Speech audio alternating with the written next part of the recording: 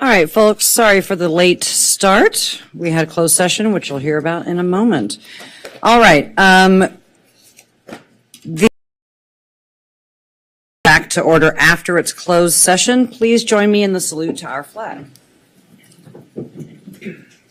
I pledge allegiance to the flag of the United States of America and to the republic for which it stands, one nation, under God, indivisible, with liberty and justice for all.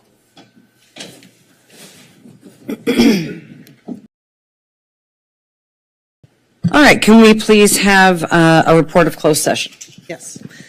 The board met in closed session at 6:05 and conducted a performance evaluation with their executive director, me, and granted a salary increase and equity adjustment of 7.5%, with the effective date to be determined, but potentially January 1st. And then the board adjourned the closed session at 7:10. Thank you. Moving along to approval of the minutes, item 5. If someone could please make a motion to approve the minutes of the last meeting.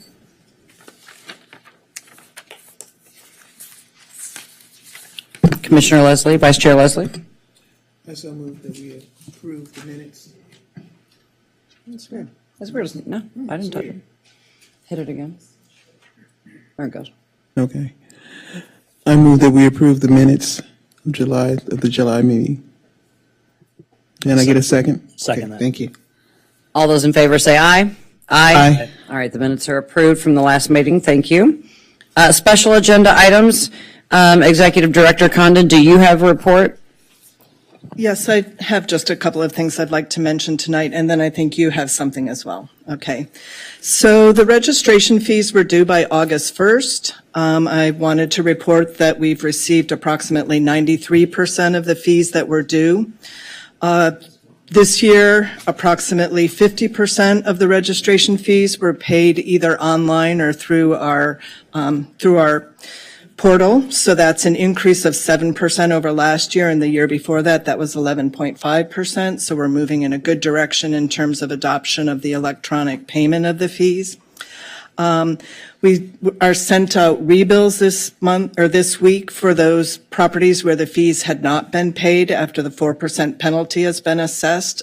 So we will expect to receive additional payments in the coming weeks, but owners may not increase the rents until the fees are paid in full. Any owners who have questions about their fees, they can contact us in the office at 310-458-8751 or by email. The other thing I wanted to mention is the general adjustment. This year's rent increase for controlled units is 2.8% above the adjusted maximum allowable rent from last year, with a maximum increase of $67. Tenants should have received written notice from their landlords at least 30 days before implementation of the increase. And in those rare instances where an owner has not taken increases for several years and the increase being implemented is more than 10%, state law requires owners to give tenants 90 days notice before implementing a rent increase of more than 10%. As you all know, the changes in the law resulting from Measure RC created quite confusing situation, a lot of complications. And I want to send a huge thank you and shout out to our public information staff, who has handled unbelievable number of calls, a lot of questions. They've done it patiently, responded to every question. The beginning of last week, we had one day where we had 240 calls. I think that's a record breaker in all the time I've been here. So they deserve a lot of credit for helping get the information out there about the change in the law, and I want to recognize that and thank them. And that's all I have this evening. Thank you. I might take the liberty of saying this at every single meeting for the next 6 months, because it's going to keep coming up. I want to give this example that I gave to the Daily Press. If your rent was $100 before the pandemic and you got a 6% increase, your rent became $106 for a while. Then on February 1st, it got decreased to a new number, a new MAR of $100.80, which reflects 0.8% on the old $100. And for a few months, it was like that. As we came around to this coming September 1st, the new 2.8% increase is not on either of those numbers. It's on a brand new third number, which is $103. And that is because this was meant to average 3% over the past 12 months. So really, I have found in speaking to tenants and landlords alike that have asked me about this, that is the easiest way I have found to explain it. There was $106.80. The new number is $103. So I will just keep saying that over and over and over again. Thank you, Executive Director Condon. We're going to take just a quick moment during this section of the agenda. So Vice Chair Leslie and I are on a subcommittee with the arduous and awful task of replacing Tracy Condon upon her retirement later this year. And so we just wanted to give the board and the public a brief update on that progress. We have sent out an RFP. We did procure and select a recruitment organization who was both under our allotted budget and has so far exceeded our expectations for timeline and thoroughness. So we're quite happy that this job posting for the executive director of the Santa Monica Rent Control Board will be posted nationwide, far and wide. There are organizations numbering in the teens to which, coalitions of public administrators, NAACP, we have black administrators, we have women, there are so many organizations of active civil service employee unions and groups and trade groups that this is going out to. So we are confident that the position will be advertised far and wide. And as it is a very particular charter, not just anyone will do. So it'll be a tough process. Is there anything you want to add to that? I think you were very thorough as far as the description. We just want to make sure we get somebody that at least knows something about rent control at the very least. We can't cover the 36 years that Tracy has been here, but we can at least get a few in there. Thank you. So may I just add? Please do. I just wanted to add that the announcement will be released tomorrow and the position will be open, or they'll be accepting applications until September 24th. So we'll get that out tomorrow. Great. Thank you. All right, that concludes agenda item 6. We're going on to public comment. That's the time set aside for members of the public to address the board on matters that are not included on the agenda, but that are within our subject matter jurisdiction. Please note that the board can never take official action at tonight's meeting on any matter not included on the agenda. We do not have any items for public comment tonight. The deadline has now passed for public comment, and we'll close that section. All right, we're going to move on to our 10 items. Item 10A, we have an exemption, 915 Georgina Avenue, applicant in Axe, owner. Applicant seeks an owner occupancy exemption for a property with 3 or fewer units. May we have a brief staff report? Certainly, Commissioners. Mr. Norman Axe bought this property back in 1974, and the property contains 2 units. He is the sole owner, and so the question before the board is, did he provide sufficient information to show that he's resided on the properties as his principal residence for at least 4 months prior to the date of filing, and he provided the utility and financial and government records that support that. The tenants on the property also confirmed his occupancy, and because the evidence shows that Mr. Axe qualifies for the exemption, staff recommends that the board accept the exemption and approve it, and propose findings of fact and conclusions of law. Thank you. We do have one request to speak on this item. Matthew Millen, you have 1 minute. Thank you. Matthew Millen, representing Colonel Axe. As he indicated, the Colonel has been living there since 1974. We want to thank the staff for their integrity in recommending that this application be approved. Thank you very much. Thank you, Mr. Millen. All right. Is there any discussion? Seeing none, if anyone has a motion. Commissioner Ivanov. I propose that we adopt the findings of facts and conclusions of law and grant this exemption. Is there a second? I'll second. All right. We have a motion and a second. Please call the roll. Commissioner Gwynn, Yes. Commissioner Ivanov, Yes. Commissioner Gonska, Yes. Vice Chair Leslie, Yes. Chair Foster. Yes. Motion carries. All right, thank you. That matter is behind us. Moving on to 10B1. We have two decrease petition appeals tonight, the first of which is 1140 Princeton Street, Unit A. The appellant is 1138 Princeton LLC owner. May we have a staff report, please? Commissioners, tenants Douglas Scott and Nancy Mix filed a rent decrease petition alleging various maintenance conditions and reductions of housing services. The hearing officer granted them a decrease totaling $350, and the landlord has appealed the decision. The landlord argues that the tenants didn't provide access and refused repairs to the kitchen and windows.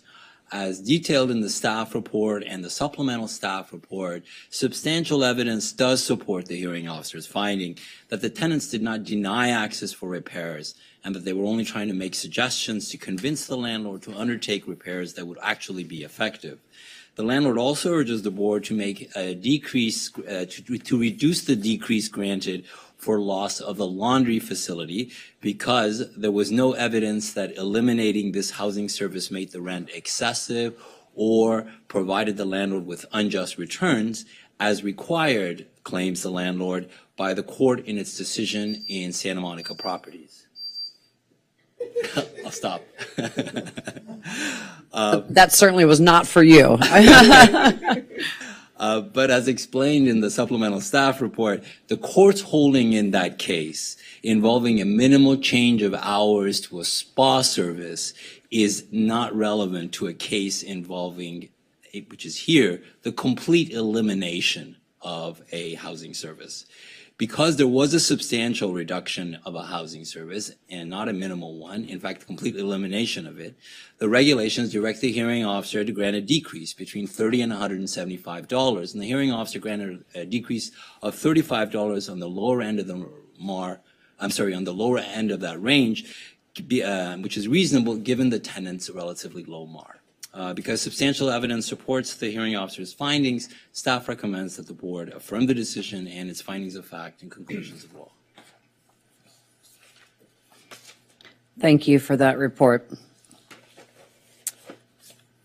Can I add, so I don't know if this is 10B1 or 10B2.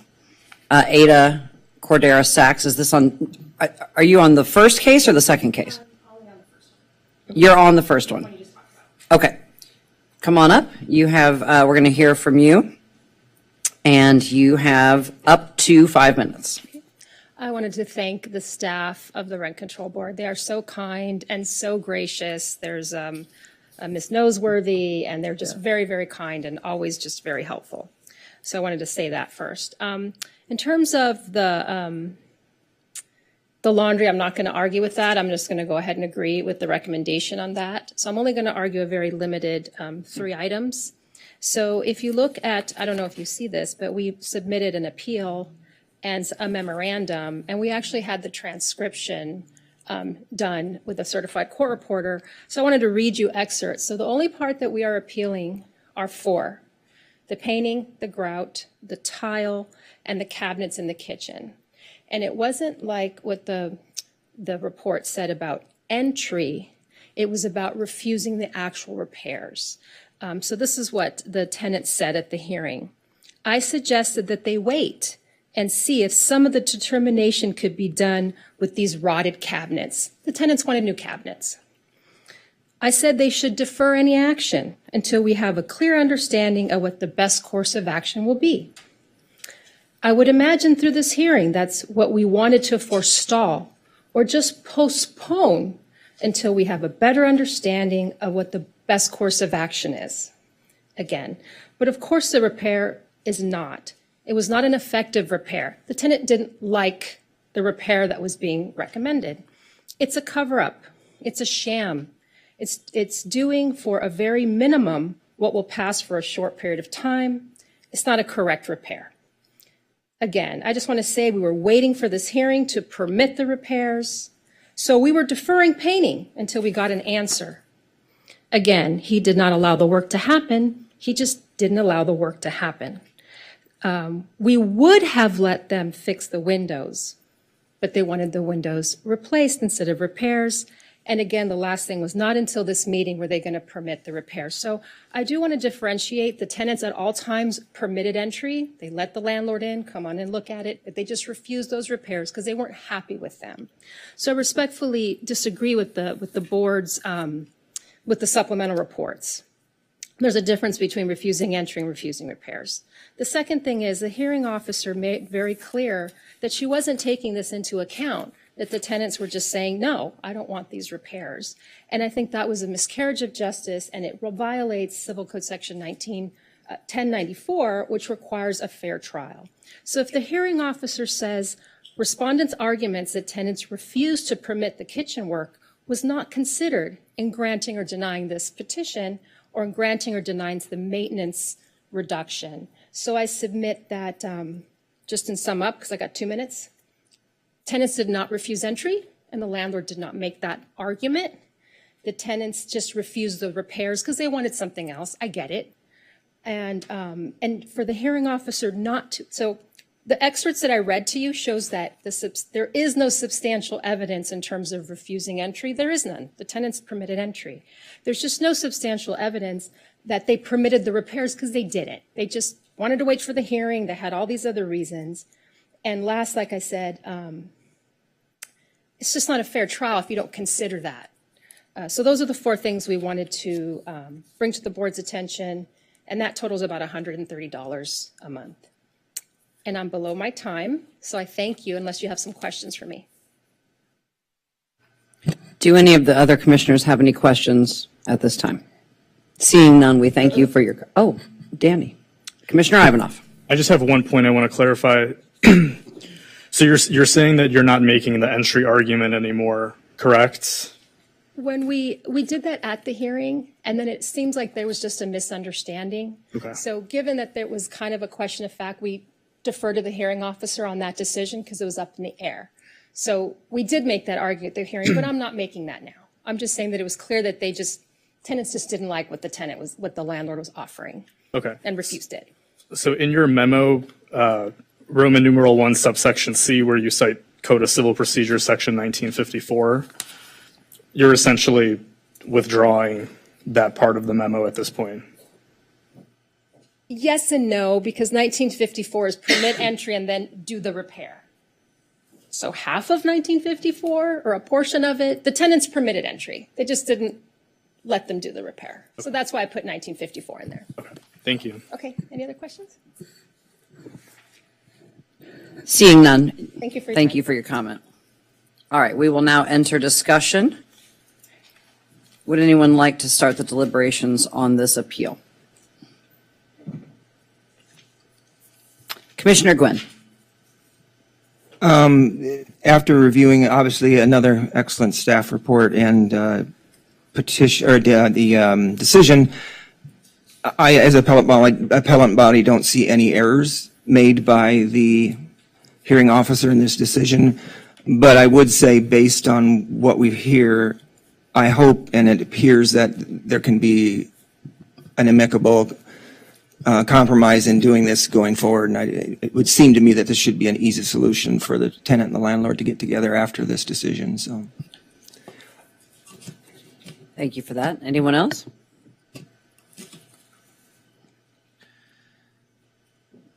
Commissioner Gonska. I have a question.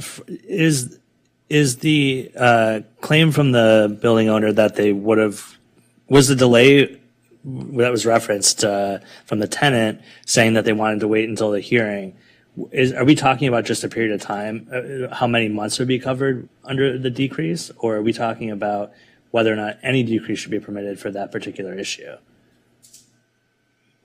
I believe that the appellant is urging the board to not allow any decrease.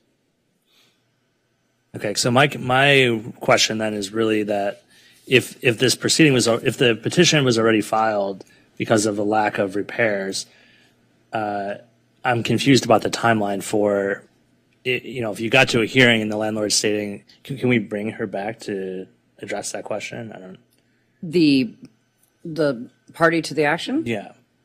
Let's try to address it with staff first.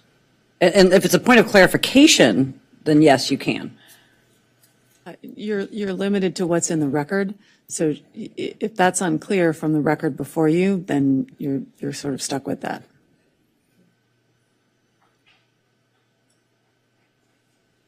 Okay.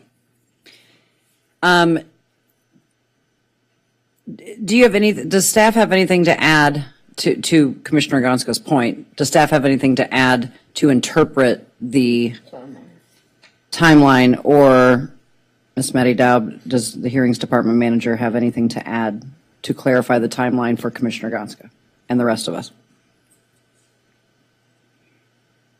I think any timeline in terms of the procedural aspect might be clarified in the procedural history section of the decision that you could probably look at real quick. Do you have a page number?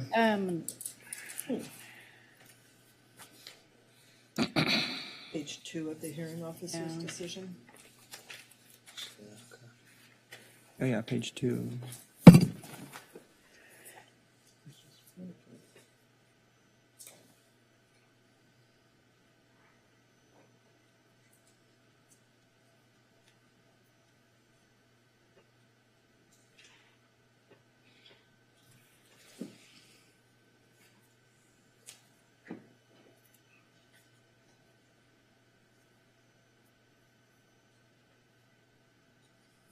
I don't think it still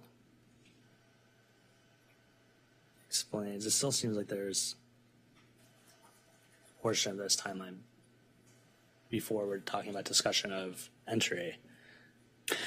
Commissioner Gonska, start over, because I'm confused about your question. Well, my question is, if it seems that the landlord is claiming under my understanding is that during the hearing they claimed that they were willing to make the repairs but couldn't until the hearing because the landlord wouldn't, or the tenant wouldn't allow them in. They're no longer claiming that. Wouldn't let them make the repairs, not the entry issue. But my question is really about when the tenant first made the complaint about the repairs being necessary and how that relates to the timing of when the landlord wanted to make the repairs. I think I understand his question. I think he's questioning the larger concept of you've been experiencing a malfunctioning window. You make the 30-day notice, then you file a petition, then you have hearings. Then in the middle of the hearings, the landlord's like, oh, okay, fine, I'll start repairing it. I think he's asking about those timelines of when we award, of when the decreases are awarded for, what period of time, and did that interfere somehow with the awarding of the decrease? So under Regulation 4203, you grant the decrease going back to the date of the petition unless there are various tolling events that occur, like as in mediation agreements and things like that. So that's the way that this decrease was granted, going back to the filing date. Right. So with that understanding, it seems that even if at some point in the process the landlord did offer to make the repairs, and if the tenant did refuse to allow them to do so, that there would still be a period of time where everyone would agree under that logic that a rent decrease is appropriate for some period of time, if not all of it. So one other thing, Commissioner, is that this decision, when it was issued, which was, the hearing was held in December, the decision was issued in June, and the effective date of the decision was in August. So before the rent decreases didn't even go into effect until August of this year. Retroactive to Retroactively. The filing of the petition. But it wouldn't have gone into effect either had even in August, before August, if after the hearing, which was back in December, the landlord had made the repairs, they could have asked for compliance, and the decision and the reductions would not have even gone into effect. If they had made the repairs prior to, even subsequent to the hearing. They wouldn't have gone into effect for any period of time. Right. And even after the decision was issued, once they knew the decision and it was issued, the decreases don't go effect right away. They went into effect August 1st, so a month later. And if they had made the repairs at that point and asked for compliance, and then they would have been granted if the repairs had been made, and the decreases would not have even gone into effect. For any of that prior time. Right. Okay. So in my view, unless the claim, which is not being made according to anything I've read or heard today, was that the tenant is still refusing any repairs, then I would support the finding of the hearing officer. Okay. Glad we got, it was an interesting question. Vice Chair Leslie. No, you already clarified. I just wanted to, clarify it a little further. Okay. Thanks. All right. Is there any other discussion? Then the chair would entertain a motion on this item.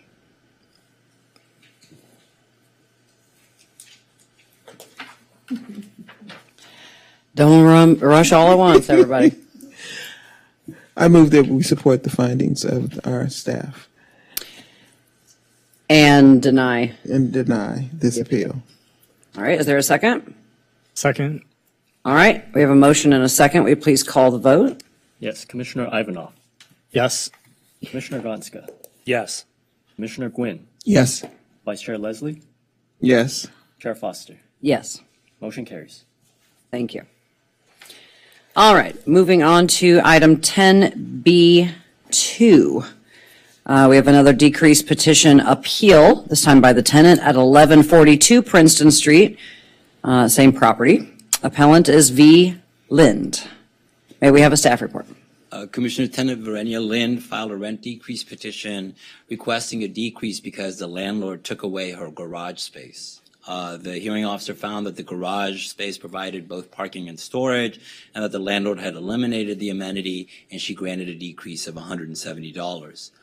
Because the board reviews this matter as an appellate body, and this amount considered the valuations offered by both parties, and is therefore supported by substantial evidence, and is in accord with the range that's set forth in the board's regulations, and reflects the extent to which the reduction in the housing service is a proportion of the totality of the housing services that are paid for by the rent. Staff recommends that the board affirm the decision. Ms. Lind argues that she should have gotten a separate decrease for storage because the garage space had storage, and the regulations also provide for decreases for storage. But that's for when storage is a separate physical amenity. Here, the decreases granted here was for loss of the garage space itself. And given Ms. Lind's MAR, granting an additional decrease for loss of the garage space would mean that the decrease would be substantially higher than the extent to which the reduction of the amenity is a proportion of the totality of the housing services paid for by the rent. The board can also not adjust the decrease to compensate Ms. Lind for out-of-pocket costs because the board cannot award damages as an administrative body. For these reasons, staff recommends that the board affirm the decision and its findings of fact and conclusions of law. Thank you. We do not have any requests to speak by either party on this case. So unless anyone has any clarifying questions for staff, we will enter discussion. Commissioner Ivanov. So I understand the out-of-pocket issue that you mentioned, that's something that we can't consider. I just wanted to know if you had any insight or clarity on the hearing officer used a $150 figure as like a point of reference as to how much it would cost within the similar area to park a car, I think, or rent a garage. And that $150 figure was used as a point of reference to arrive at what the rent decrease figure was.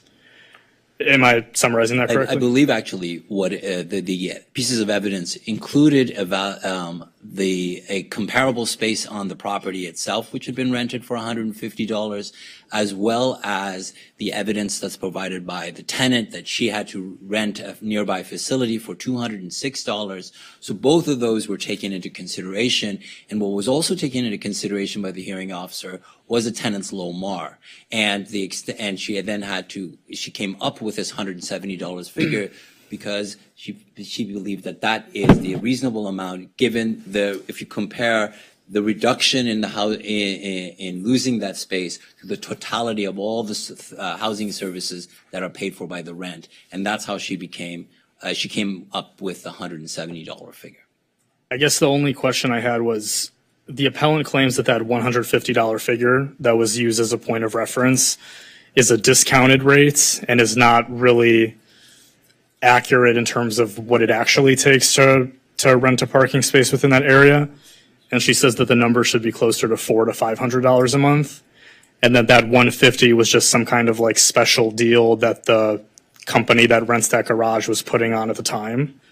And so her argument is that that's not an accurate, figure to arrive at the actual decrease.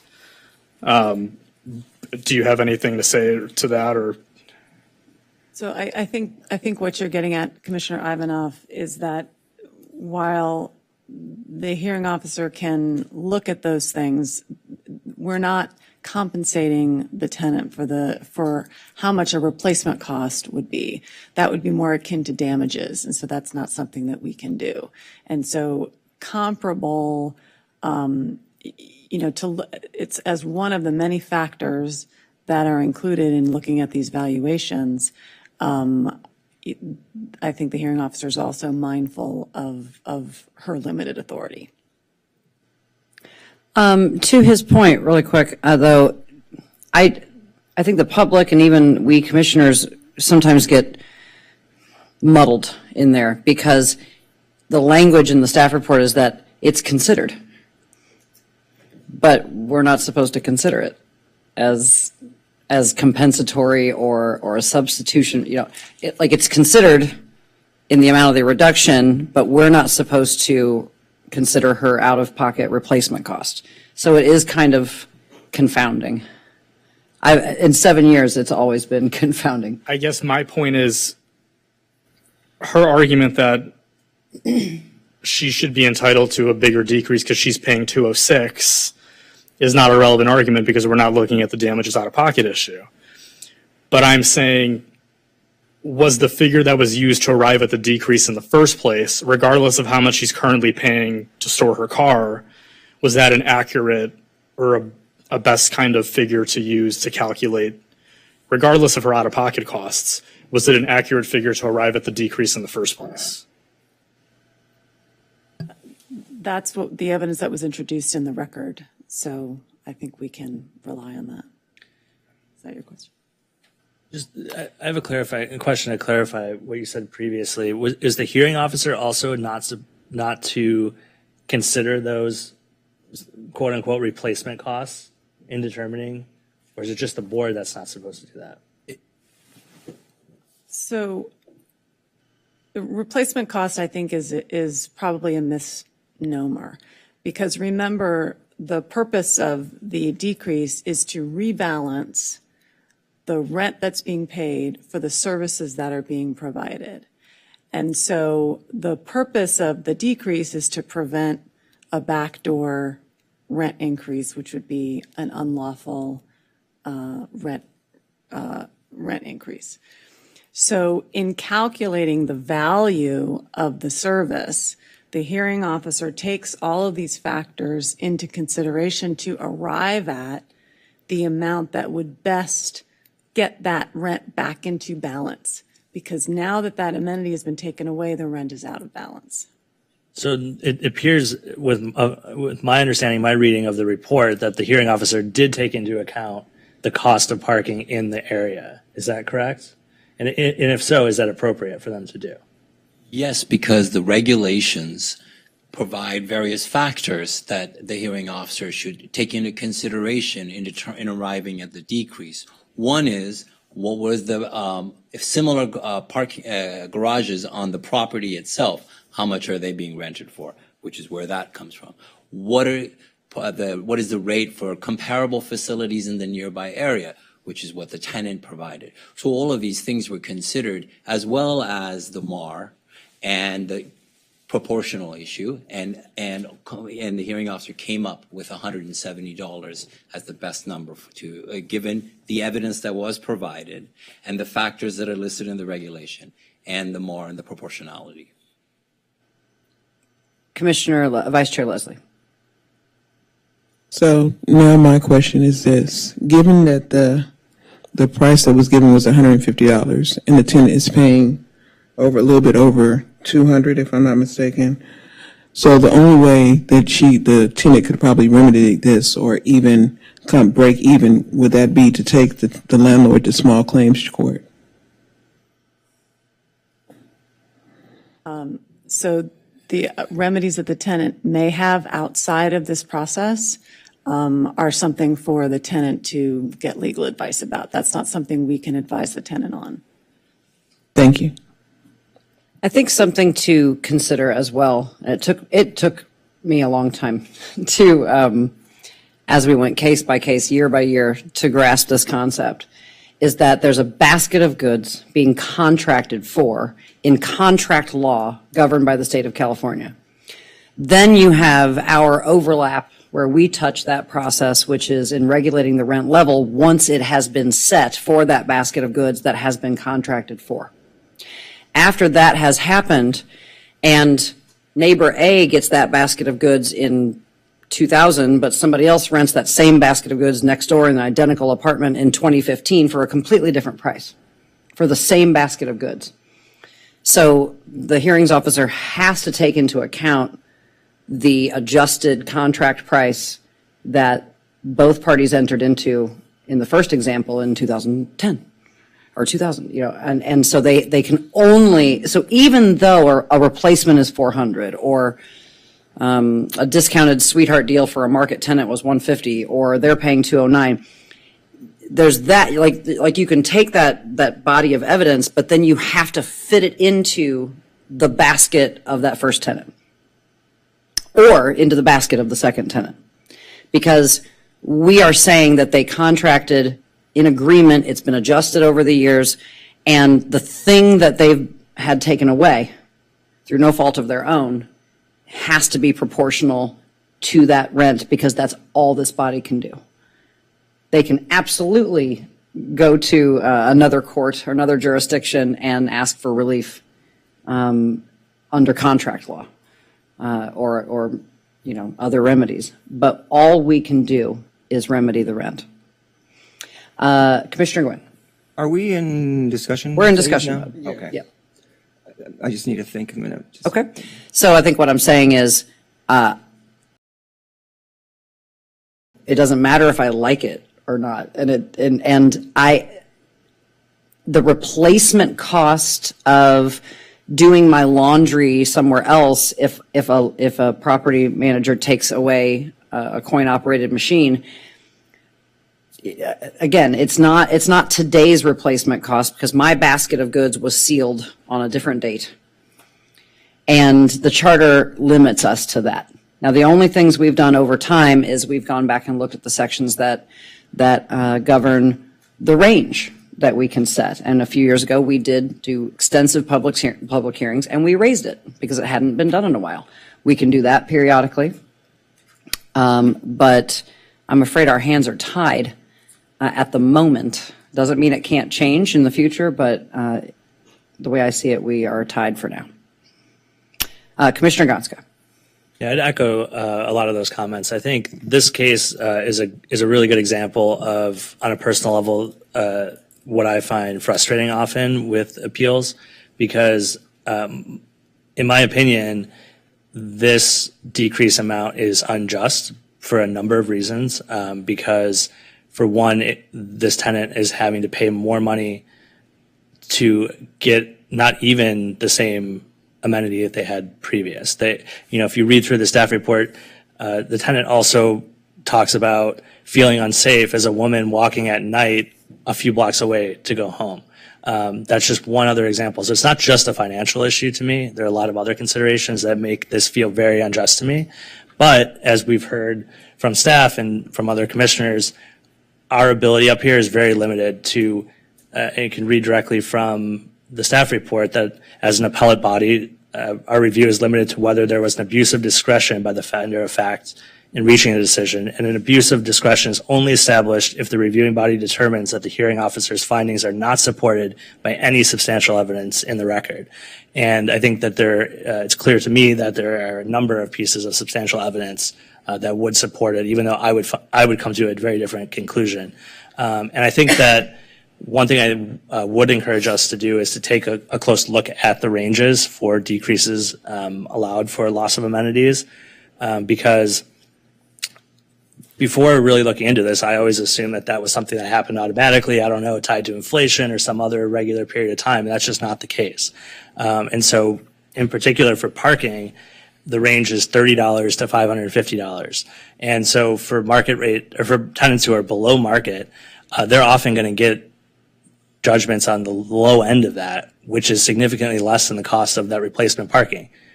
So they're going to, in my opinion, wind up in unjust rulings that follow the law, that are done appropriately, but based upon our regulations, don't really serve justice in my view.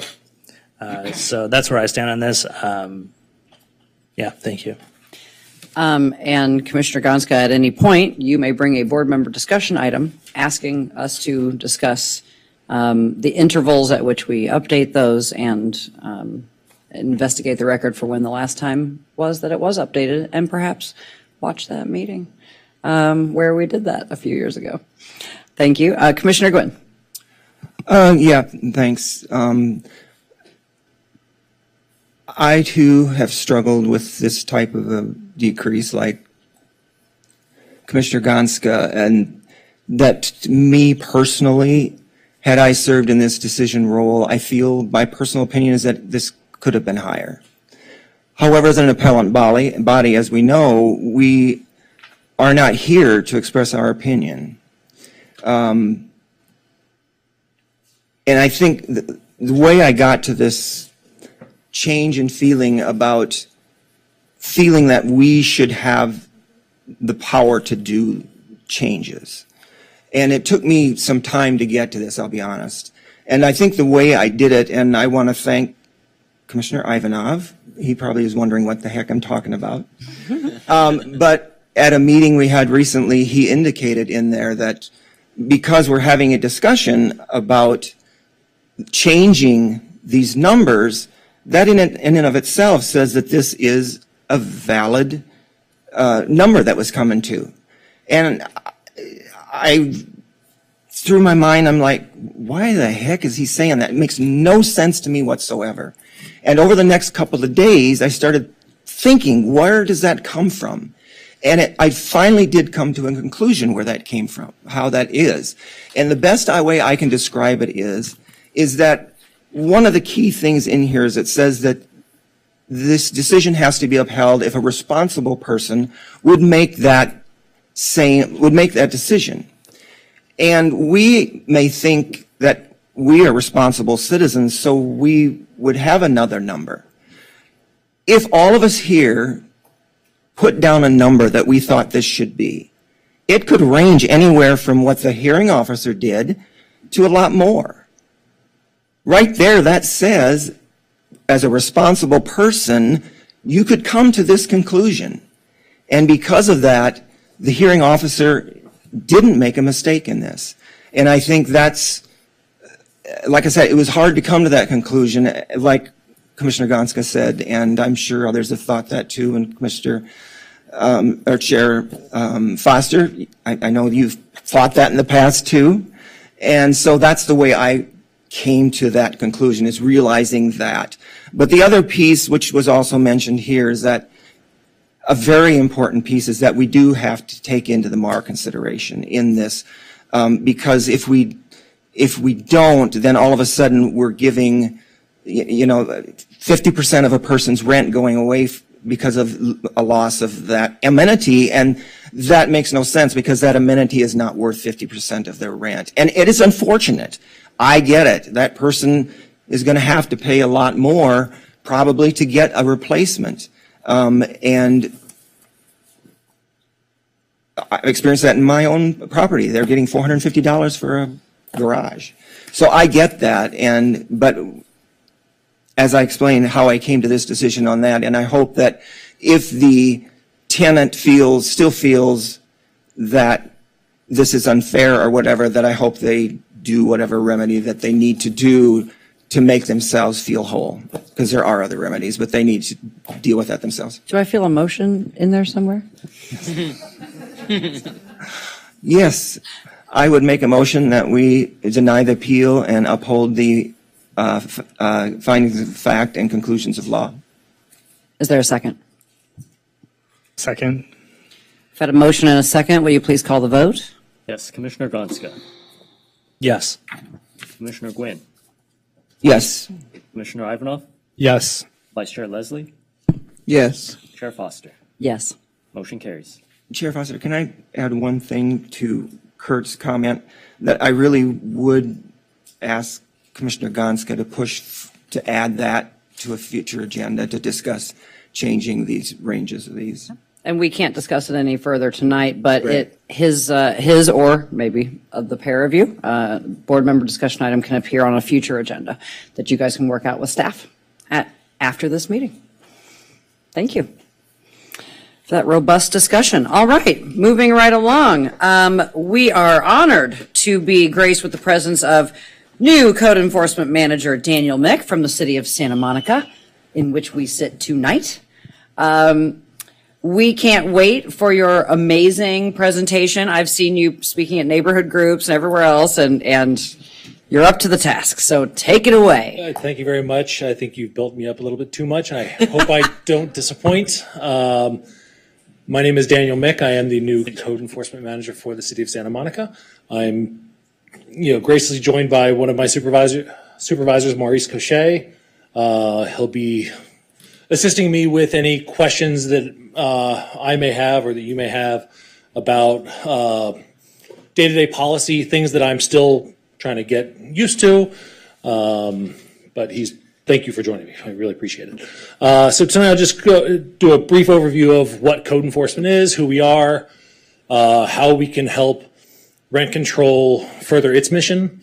So I guess we'll get into it. Do I just hit the buttons left and right? Or is it here? There we go. Sorry. So what is code enforcement? This is a very technical definition. I don't love the definition, but it summarizes things. We really just enforce health, safety, welfare, aesthetic values of the community. Typically, we respond to non-emergency calls for service. Emergency certainly goes to fire and police. Deal with a lot of building codes, municipal codes, health codes, noise ordinances, things like that.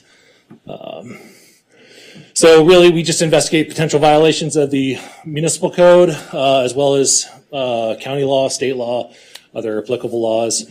And when we do find a violation, we take enforcement action. Some of the things we cover are tenant habitability relocations. We all know about the peer vending task force or the DART team that we have. Very high profile. Short-term rentals or home sharing in Santa Monica, the shared mobility devices or the e-scooters, some of our things that we address. A little bit about our division. We have 19 staff positions. We have 2 code enforcement supervisors, 1 lead officer, which is currently vacant. We have 11 code enforcement officers, the field officers, 3 of which are vacant. 1 senior admin analyst, 2 code specialists, and 1 admin staff assistant. So as you see from our field staff, we are down about a third of our positions right now, which we are currently recruiting for. Currently, we have 6 officers. Field officers are assigned to 6 geographic areas. They address basically every issue within that area. That fosters accountability, familiarity with the neighborhood, builds relationships with our residents, our business owners, and it really does improve the efficiency of our operations because we know when we get an address, hey, there's a complaint here, we know exactly who has to go to. Or if, it really is a much more efficient system. We also have 2 officers dedicated to the DART team and 1 officer vacant officer that's dedicated to the short-term rentals. So here's the code zone map that we have. There's 6 areas.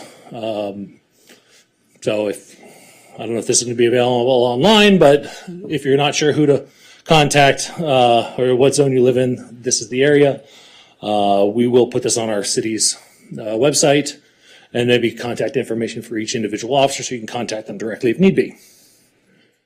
So when do you call code enforcement? Really, whenever a non-emergency concern arises. We can respond. Doesn't necessarily mean we can actually take action. There are times when we have to refer to a more appropriate agency. It could be health department, could be PD, could be fire. Who knows? After hours complaints, so weekends, nighttime, most of those issues need to be addressed by the police department because we do not have staffing really on beyond 5:30 except for the DART team. Our business hours for our field staff is 7 a.m. to 5:30 Monday through Friday. Our DART team is Thursdays, Friday, Saturday, and Sunday up to 10 p.m. The hours are there. So how do you contact us? Really three main ways. 311, there's the phone number, email, website for that. You can call us directly at 310-458-4984, or you can email us, code.enforcement@santamonica.gov. And again, for those issues that occur outside of normal business hours, you can always contact the police department's non-emergency number. So some of our major programs and priorities. First, we will always respond to the imminent life safety issues first and foremost. Needs to happen. Habitability issues are right there with those. Those are probably our two most significant priorities for our team. But other issues that we respond to are issues with the peer vending, so the DART team, unpermitted construction, short-term rentals, shared mobility devices, noise, and business-related issues. Then also have vacant properties and property maintenance. They're in a different color with stars. I'll get to that shortly, but we are bringing an ordinance to the City Council in less than 2 weeks to establish a vacant property ordinance and a property maintenance ordinance. So that'll be really big for us. Ideal response times. I know there's questions about how soon can we expect a response from code.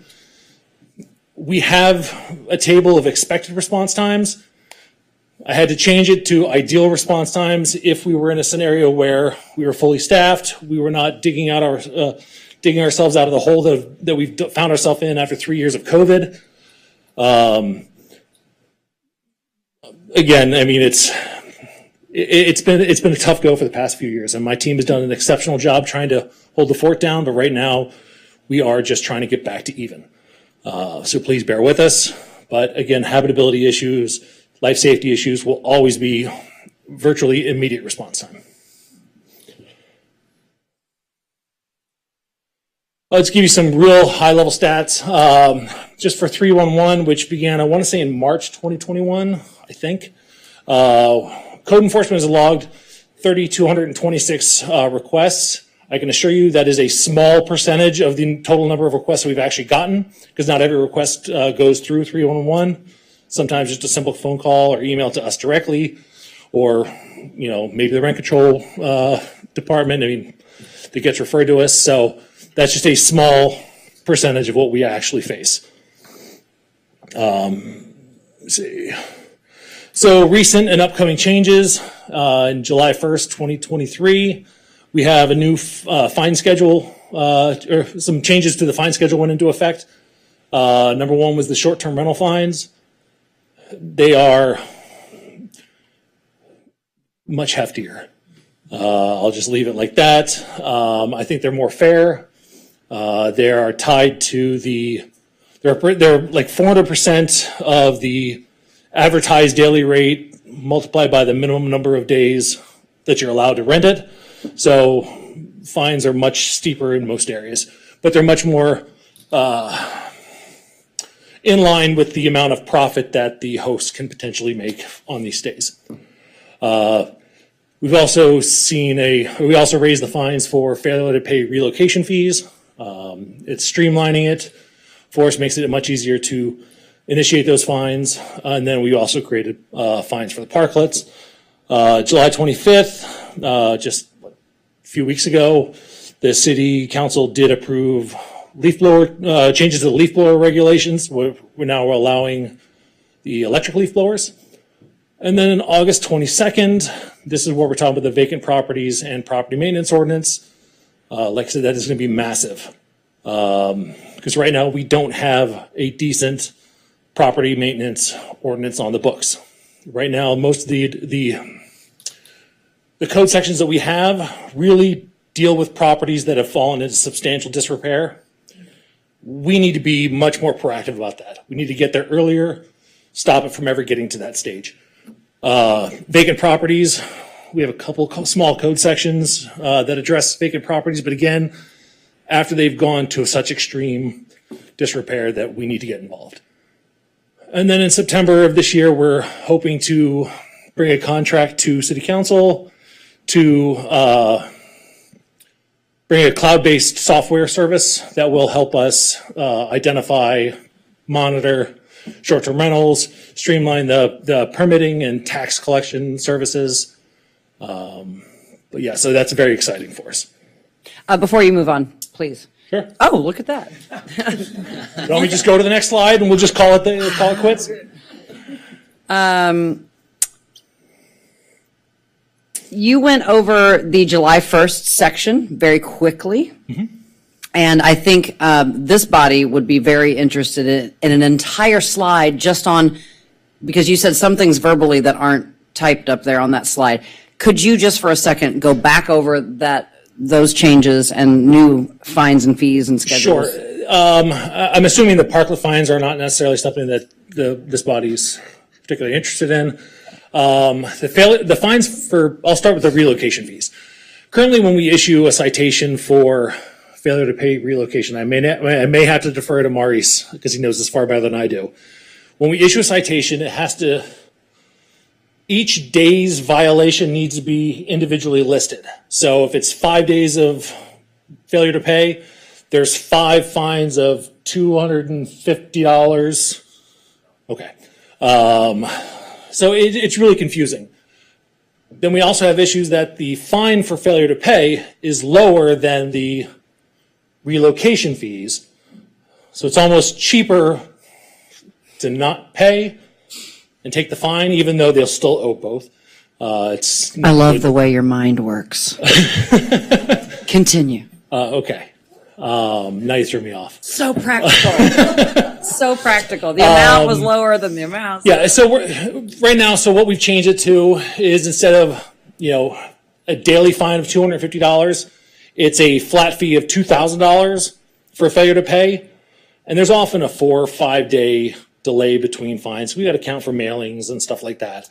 So that's why we kind of built 5 days into the fines. So it'd be $2,000 for the first violation, $4,000 for the second, $6,000 for the third. So they go up very quickly. We don't want to make it cheaper to not pay. We want to make sure the tenants, get what they, yes. And those short-term rental fines, can you go back? That's a. I'm still on the first. You still on the first? Yeah, he's still on that first. I had a question. I did have a question in regards to the parklet fees. Could you just explain that a little bit? Yeah, currently, or prior to July 1st, there was no set fine for parklet fees or violations of parklets. It was just the base fine amount of $75. But it doesn't make sense when you consider that a business can operate in the city without a business license, and that fine is $500, or it's $250 for a violation of the admin regs. To me, they're very similar. So we just brought the parklet fines up to be similar as to any other business operating in the city without a permit. So that's all it is. It's trying to make it make sense with other types of violations. And can you expand on the short-term rentals fines? Sure. I wish I had something I could write down and show you up on a board, but please bear with me. We should have that. So short-term rentals, the way they were prior to July 1st, what was the initial fine? The $1,000? It's the $1,000 for the first violation. That's fine. It sounds heavy, But take into consideration that you might have somebody that is just renting out their couch for one night for $20. So now it's a $1,000 fine for a $20 profit or $20 revenue. I mean, it's way out of whack. Somebody might just be trying to pay their rent. $1,000 could make them be unable to pay their rent. Then on the flip side, you have other people that are charging $500 a night, 7-night minimum. That's $3,500 that they can make. $1,000 fines, cost of doing business. So we tied it to that formula that I mentioned. Initial violation is 400% the advertised daily rate times the minimum number of nights that you're allowed to rent the unit. So in the case of the $20 couch surfing, it'd be an $80 fine. Right. Much more reasonable. In the case of somebody that's doing $500 a night, 7-night minimum, 3,500 times 4, it's 14,000? 14, yeah. Was that right? Yes. Nice. Bing, ding, ding, ding, ding. So it's, now you see the penalty is much more commensurate with the potential benefit received. Yep. So that's what we're trying to do. We're trying to make it much more practical. Genius. Thank you. Is that the conclusion of your presentation? When I saw the slide that said questions, was there anything past that? That's it. Thank you so much. We're going to enter into a few questions for you. Try to take it easy. Commissioner Gwynn, I saw you. Yeah, my question is, do we have requests to speak? Oh, we do. Yes, actually, we do. Well, questions for him could be separate from discussion, but you're right. Let's just go ahead and go to public comment. You want to have a seat for just a second, and we will let folks do the public comment, and then we'll go back to discussion, and any questions we have for you will be part of our discussion. All right. Judy Gadbury Young, you have up to 3 minutes. Thank you. Thank you for your time also. I'm here speaking in behalf of my family. We had a fire in February at 1938 19th Street. Displaced until a couple of weeks ago. We did get a letter from the owner that we were able to move back in, and it was a disaster. There's still mold everywhere. There's a wall that went up.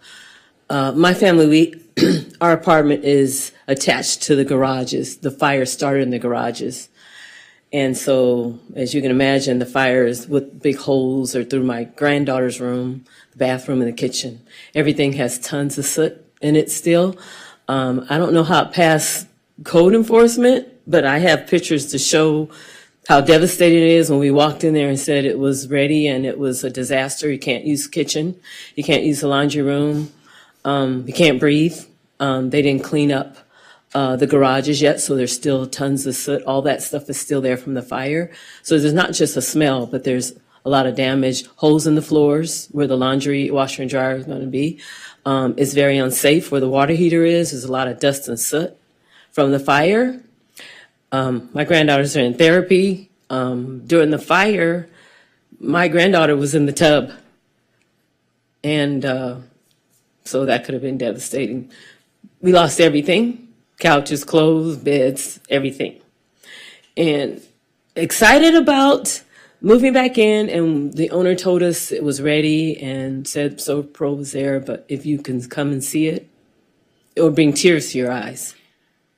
Ma'am, so is this a rent-controlled apartment you're talking about? Yes.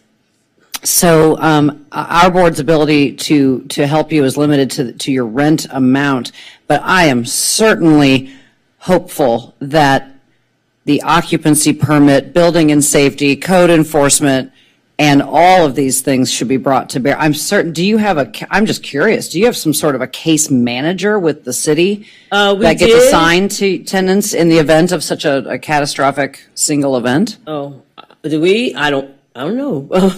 We had a wonderful guy who was overwhelmed, who always went above and beyond. The code enforcement guy, I can't remember his name. Wonderful guy. I really felt bad for him because he was taking our calls after hours and on the weekends. Poor guy. And that's because the owner was changing Airbnbs this whole 6 months, almost every week.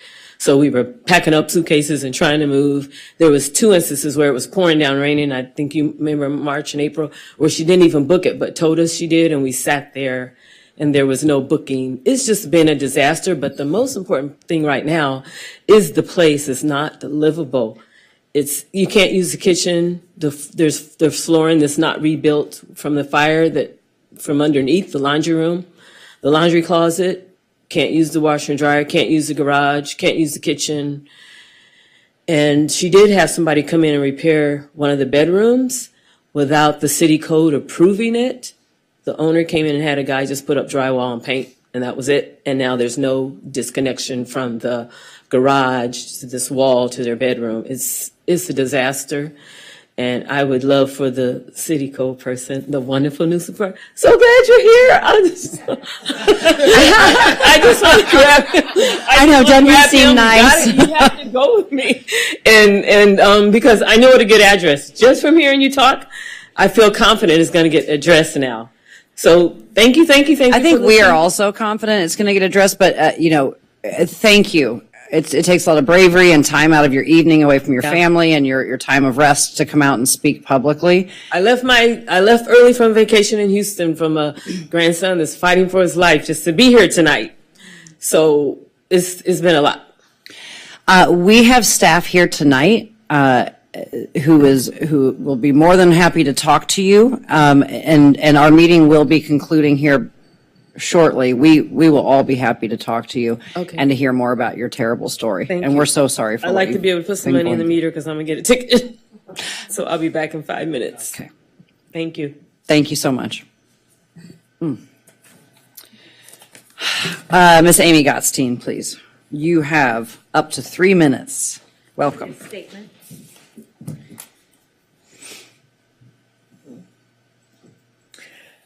Good evening. I'm speaking on behalf of numerous tenants tonight about what, from the tenant perspective, is harmful with respect to experiences with code enforcement. While I do understand an imbalanced perspective of views exists between residents and code enforcement personnel, I'm seeking to understand how it can be better balanced and how to minimize harm and likely reduce the need for reduction petitions. 4 examples. Number 1, timeliness of completion of any given repair with its respective permit and final inspection. A reasonable person expects complaints to be resolved within 2 to 3 weeks, akin to a time frame required to correct a lease violation. Tenants do not deem something malfunctioning or out of use as a mere inconvenience. In most cases, it's a loss of service to an amenity which residents pay for in their rent, whether in working order or not. Number 2, the type and number of individuals expected to enter during a traditional code visit. Use of body cam absent consent or when accompanied by police officers, contractors, building inspectors, and property managers is intimidating to residents and is perceived as harmful. Number 3, doubt and lack of trust. A resident knows their home better than anyone, specifically more than any contractor, property manager, or inspector. When reporting an issue to code enforcement, residents are not always trusted. For example, a resident might be asked, "How do you know?" More often than not, code officers believe the word of property managers or vendors over those of the resident. Number 4, adverse or subjective decision-making and lack of opportunity to appeal a decision. Some visits result in adverse decisions from subjective comments which harms a resident. For example, subjective decisions in the presence of property managers serves to empower them to not make repairs. Officers do not inform complainants of their decisions, preventing them from the opportunity to appeal said decision. Residents are in futile, powerless positions when it comes to repairs. It is my belief that no visit from a code enforcement officer shall result in harm to a resident. I request, please, that Mr. Mick describe if internal restructuring discussions will take into consideration more expeditious completion deadlines, more clarity in communications with residents, greater consciousness of resident perspectives, and minimization of stress towards residents. We residents would be so very grateful. Thank you. Thank you so much for those eloquent comments. All right. Mr. Mick, step right back up, would you please? I think we all have some comments and questions probably for the both of you. Sure. I thought that was a great presentation. I'm going to start with Commissioner Gwynn, and we're going to go through anyone who has any questions. Thank you so much, both of you, for coming on such short notice. Your mic. Mike, yeah, thank you, Eric. Again, thanks for coming on such short notice. I have a couple of questions, and this is one that was just mentioned, that I wanted to get some feeling of why and how and when, and that is the discussion of body cams that are used by your department, and also the use of police officers at occasions. And what is your policy about the body cams that you use, and when you use them, and what situations, and what the tenant's rights are in concern to those body cams? But also, when is a police officer there? Because and I can assume what the reasonings are, but when the police officer is requested to be along with and thing, because it can be intimidating, to be honest, at times for a tenant to see 5 people come into their door for something that they've reported. So I just like to get your policies on that. Understood. The body cams are something that we have for all of our staff. They are required to be worn when they are dealing with vendors. It is a safety issue. However, that doesn't mean that's the only time they're allowed to use them. If they want to use them in the course of their daily inspections, I'm fine with that. If a particular tenant does not want a body cam on, that's fine. I have no issues with the officer removing it. However, I'm okay also if the officer declines to do that, and it could be for a number of reasons. I mean, it could be that they have prior history with a particular building or property owner or tenant or whatever it might be that they want to protect themselves. That is a possibility. But as far as the body cams being worn on a day-to-day inspection inside someone's unit, there is no established policy or requirement that they be worn. Hope that answers that portion of the question. Okay. Well, I do have, when you say it's policy, was this a policy that was established by your department, or was it by some other entity within the city? Do you know? Well, I'll let Maurice. He has more history than than I do. Maurice Cochet, I'm one of the code enforcement supervisors. So this was established by our division, code enforcement. This stemmed from when we were dealing with the vendors, and I'm pretty sure that you guys are aware of what was going on a couple of years ago when we were out on the pier. So the body cams came into play as a safety measure, just so that our officers can they can document any issues that they have. So when we decided to wear the body cams, it was a requirement to wear them out on the pier, just like Dan said. But also on their day-to-day inspections, they're not required to turn them on. But if they feel that they need to for safety reasons, then they can turn them on. And then at the request of tenants, if they don't want us to turn them on, then we will turn them off. Okay, thanks. Are they aware when a code enforcement officer comes to the door that there is an active body cam? Yes, so the body cams are the same ones that the police wear. I wouldn't know one if I saw one necessarily. Yeah, so they're worn right on their chest or on their hip. And then if it's recording, there's a red light that's blinking. So then that's when you know that it's recording. Vice Chair Leslie. So is it required for them to announce that to someone before they start recording? So they would, in other words, is it required to have some type of alert prior to starting recording? No, because the camera is visible, and then that red light is an indicator that it is recording, that it is on. And then most of the time when someone sees it, they'll ask us, hey, are you recording? Yeah. To answer, I think that's something that we can actually, change policy on, as far as just, when you knock on someone's door, just let the tenant know that, just FYI, this Iron Man looking thing on my chest is a body cam. It's actively recording. Are you okay with that? And that should satisfy, I would imagine, many of your concerns. I have no problems putting something like that into play, but at no point in time do I want to ever take the chance of endangering or jeopardizing my officer's safety. Right. I mean, to his point, there could be a tenant who is behaving erratically or wildly, and just because they say, no, I don't want to be recorded, these are law enforcement, enabled officers. They shouldn't necessarily. So I think this bears a much longer discussion than just what we're having Well, tonight. I think it actually transitions Legal into discussion. the second part of the question with police officers. I mean, anytime my staff feel that they are in harm's way, they carte blanche, feel free to walk away. I mean, this is not worth you not going home to your family at night. That's my first and foremost concern. If they ever get into that situation, then they may return at a later date with the police department in tow. Or any other inspector that may need to be there present to address that particular concern. It could be a building inspector, it could be, any number of people, and fire, sure. So generally PD is only called when there is concerns for safety. That's really all it is. Thank you. Commissioner Gonska?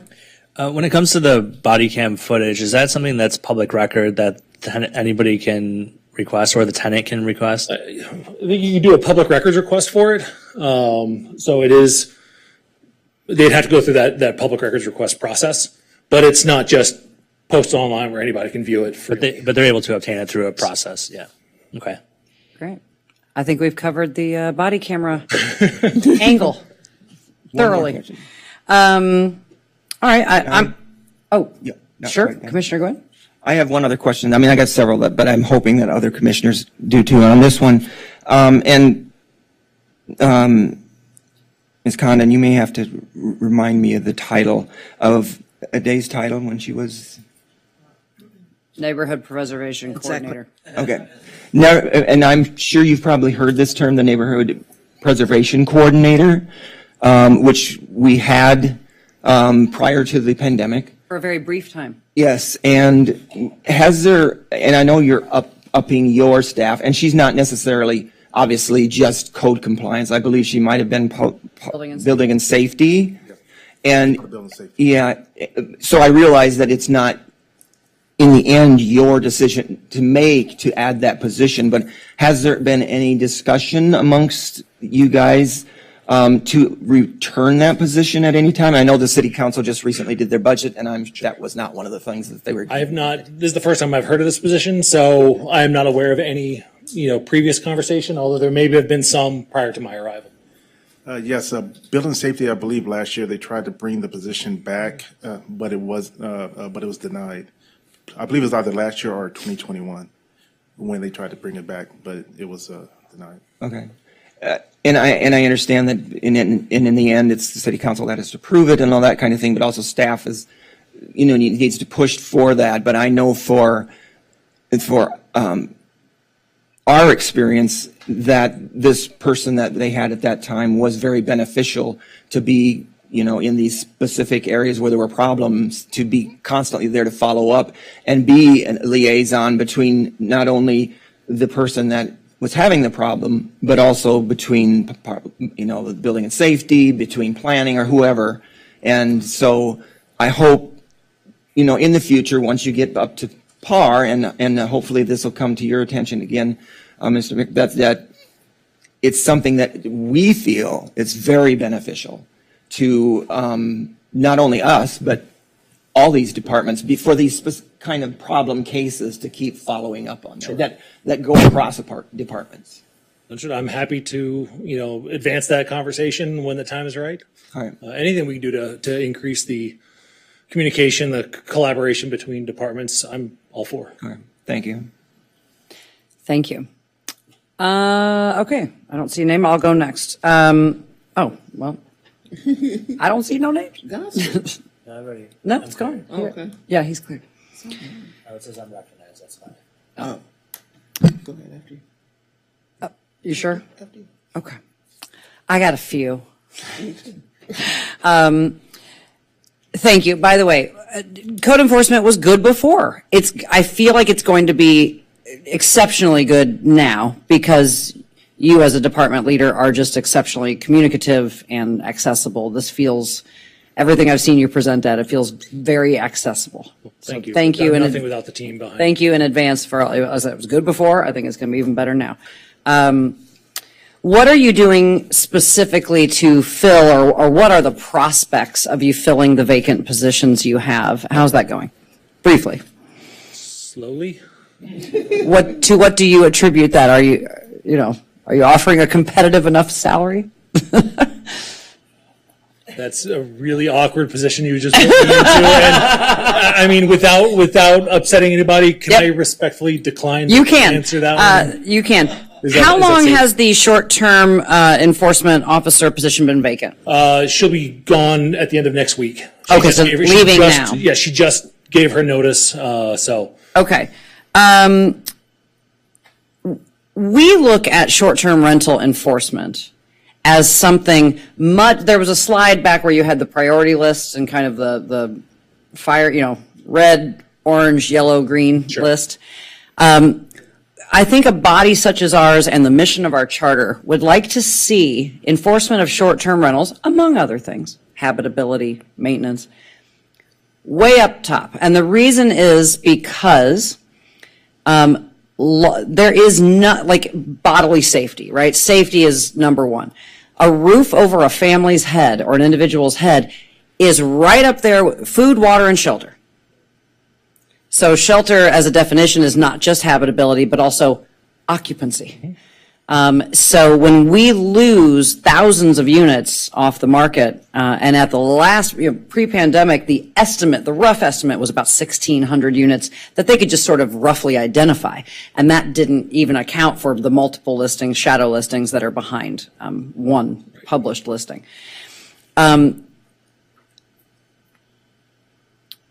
Would you say it's fair to say that there's been a lot of lost revenue in TOT, in general fund revenues, and in fines by not maybe prioritizing short-term rental enforcement as high as it has been? Is it potentially fair to say? Because I've only been here for 10 months, I can't say what's happened in the past. I want to be safe on that. Okay. But do I think there is potentially, with the current process we have in place, is there potential revenue that's being left on the table? Yes. And I'm not even talking about the fine structure. I mean, just as far as getting business licenses, the permit applications, the TOTs. Yeah. I mean, there's certainly money on the table. Just to what extent, I have no idea. We would think it's a lot. So to the extent that I am not passing a value judgment on the prioritization of the deployment of your department or what the city manager or city council has prescribed. However, when I see, just as a personal opinion, 2 on the dark team, 1 on short term, the threat to the citizens of our city for losing their home over their head when these units are taken off the market would seem to me to be at least equal to the safety of the vendors and the visitors to the pier. It would seem to me to be at least equal. So when I see a number like 2 versus 1 position. Please understand the 2 DART team members, the 2 officers, they're oftentimes out on the pier, so I want them in pairs for safety reasons. So that is part of the reason why we have multiple people. I'd rather you have 2 people, them give you an additional position on short-term rental enforcement. Happy to take it. I'm sure you would be. Just want to make it not directed at you personally. I understand. This is the pontificating part of the presentation.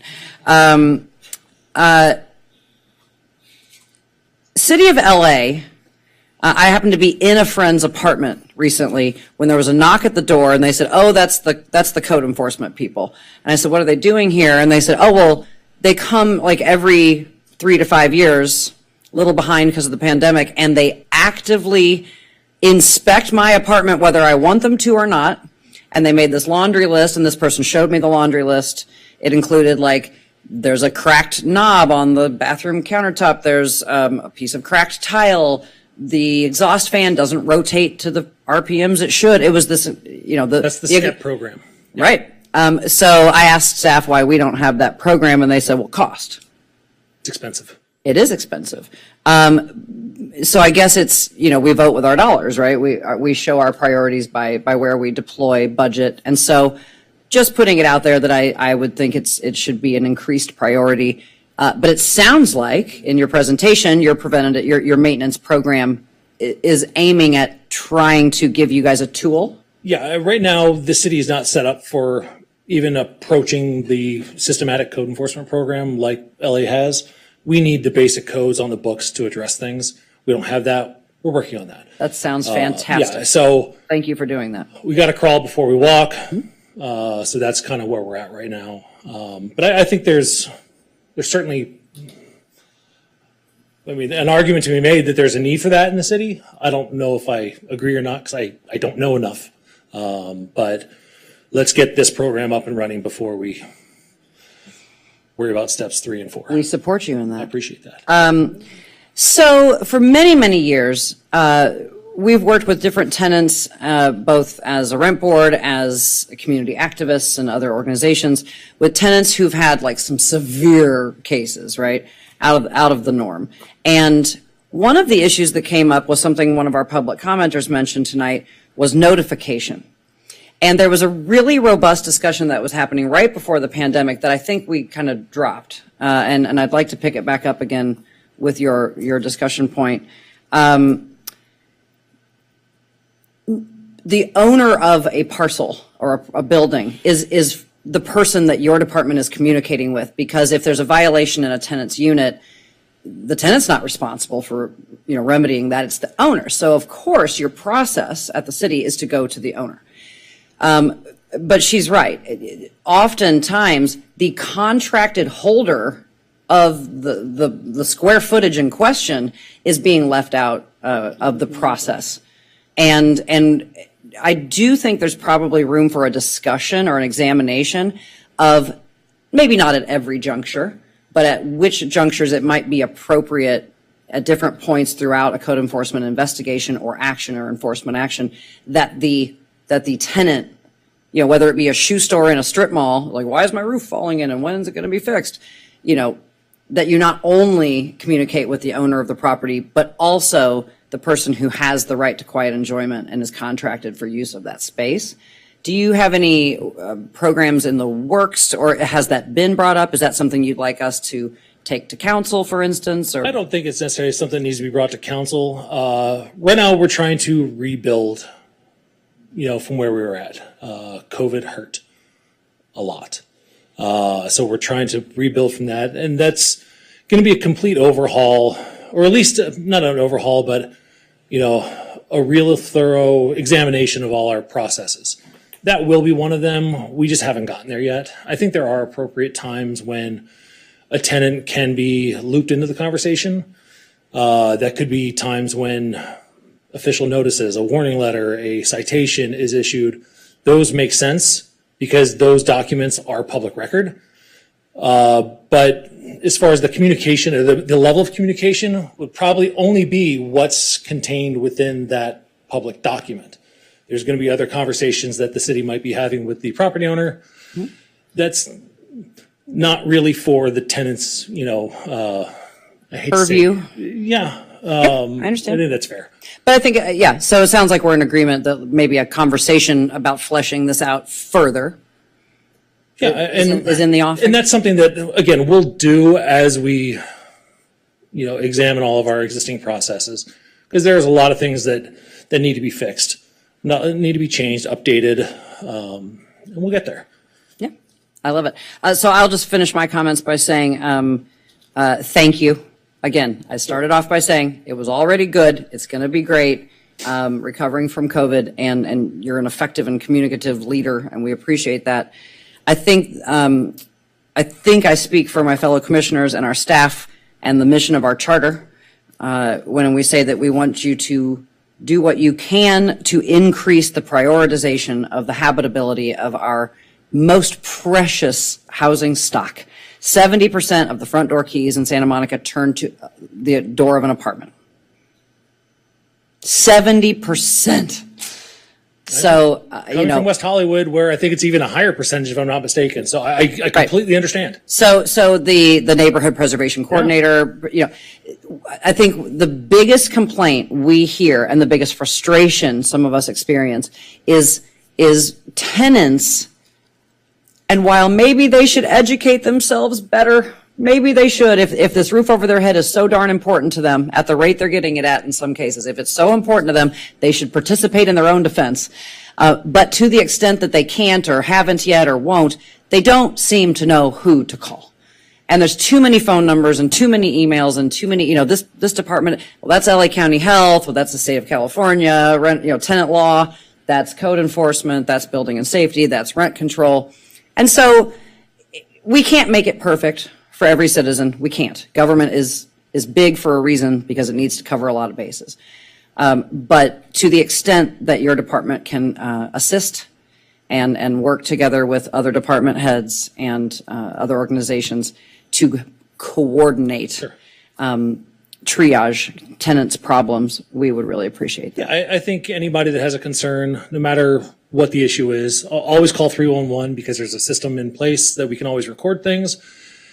If you're not getting anything through that, feel free to call us. We may not be able to fix your issue, but we can at least get you to the people that can. So I have no problems being that intermediary. That's what we do. I mean, code stands for count on doing everything. We're fine with that. That's what we do, everything. So call us if there's questions, concerns, and we'll get you to the right people. Vice Chair Leslie. So my question was kind of like that too. So just if you could provide a little bit more clarity, you know, if we could work collaboratively together to provide some clarity so people know exactly which box to check. Sure. Just for example, like nose complaints, what are the proper procedures for that? And who should you start with and continue on further? Yeah, we're working a lot of that information out, figure out what the proper workflows are, who responds to what, because it's not always code, it's not always, sometimes it's PD, it could be nobody, like the protests that are happening, because we really can't do anything with that. But we're trying to get that information compiled, clear, concise workflows. This is who you talk to address these concerns. The director, Tracy, and I have been communicating recently, and we agree that there needs to be better, collaboration and communication between our departments. And it's not just between our departments. It's code and every other department out there. I mean, we will get better at that. It just takes time. We'll get there. I promise. Thank you. Commissioner Gwynn? Yeah, Chair Foster, you asked some of the questions I had on the list. I just had one other question that you had the slide up there that showed the zones that you used to do this, and I think this was established not real long before the pandemic. I can't remember when they established the zone system to that. Is that something you expect to continue? And if so, how does that compare in its success as opposed to doing it based on the specialty? Or is there a combination of the two that you expect to happen? I do expect the code zones to remain because it gives everybody, again, it gives the officer ownership over a particular neighborhood. And I think that's vital because they become part of the fabric of that community. We'll get to the point where every neighborhood group meeting for a particular area, if you fall within a particular zone, that dedicated officer will be at those neighborhood meetings. You get to know who everybody is, what the issues are. Specialization can be tough because then I like to think we're generalists for the most part. We can do just about everything. Specialization makes sense for certain things that fall outside of the day-to-day field enforcement, like short-term rentals. That's ideal. Most of what you're doing is sitting behind a desk, crawling through Airbnb listings. That's where it makes a lot of sense. The DART team, that's where it makes a lot of sense. But typical day-to-day field stuff, to me, it makes much more sense for efficiency purposes, if nothing else, just to have it, contained within a defined. All right. Thanks a lot. And thanks again for coming tonight. Thank you. Thank you. Thank you. I hope we weren't too hard on you.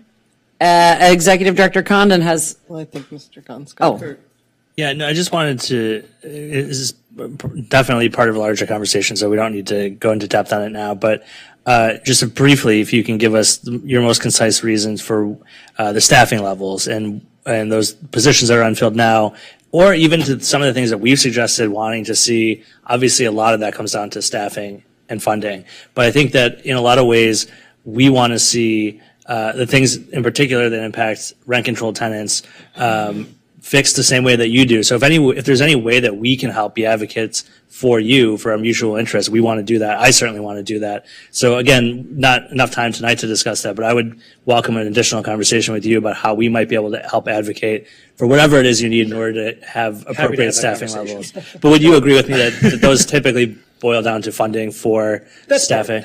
I mean, that's certainly part of it. The vacancies you have, 6, 2, and 1 are the current positions you have. How do the vacancies relate to the 6, 2, and 1 that you showed us? Or are they in different, like where would those vacancies with the go? vacancies factored in, we'll have what, 6 field officers dedicated to the zones, 2 still on the DART team, and then none for the short-term rentals until we can backfill that position. Does that mean you're not investigating calls at all for short-term We have somebody rental? up and running on that. I mean, it's going to take time. That's a really difficult topic to try to enforce. Understand. Really difficult. Oh, I know. But in an ideal scenario, we would have at least 2 officers dedicated to every zone. I'd like to expand services to the broader community on weekends rather than just doing pure vending enforcement. But again, that's a big investment, and we're not there yet. All right, Ms. Condon. Yes, I just wanted to thank Mr. Mick and Mr. Co-Chief for coming this evening. As Mr. Mick said, we do have a really important collaboration between our 2 departments. We have for a long time, but like you, I see this moving in a good direction, and we will work towards more collaboration, and this has been very helpful for you to come tonight. So thank you both for taking your evening to join us. We appreciate it. Yes, thank you so much. We appreciate it. Take care. Thank you. All right. Code enforcement rock star. We had code enforcement royalty up in here tonight. Thank you. We'll move on to our final item of the evening, as item 12B. My favorite lobbyist, Brian Augusta, ladies and gentlemen. He's mine.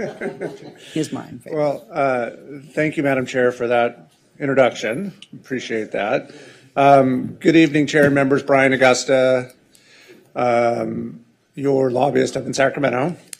And I'm pleased to once again be here for a periodic update to you all about what's happening in Sacramento, good and bad. And counting on probably coming one more time, because if for no other reason than to have one more appearance during Ms. Condon's tenure. So I'm not going to say any words about what it's been like working with her all these years and her friendship, because I'll save that for next time. But to orient you all to what's happening in Sacramento, we are coming to the end of the summer recess. So the legislature has taken a month-long break.